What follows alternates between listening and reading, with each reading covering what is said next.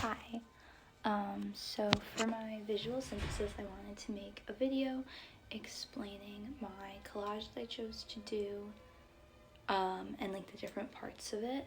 So first of all, for my collage, I tried to consider the underlying theme that I thought about through much of our class, which was, of course, the drive to height, but the lengths at which people will go to achieve what they think, like what their personal drive to height may be.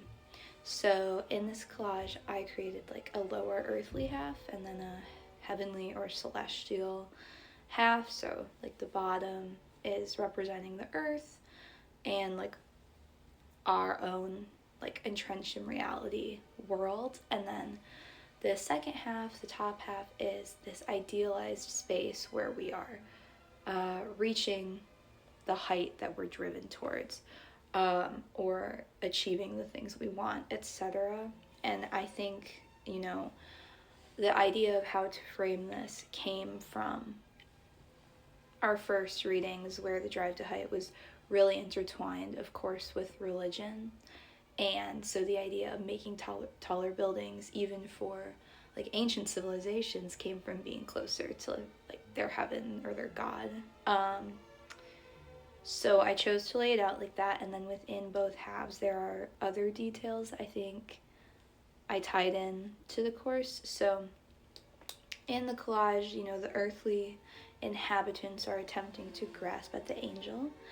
I use the angel to represent the things people may be driven towards. So is that truth, creating a legacy, power, influence, or other aspects of and themes in that nature that people may seek through their own drive to height.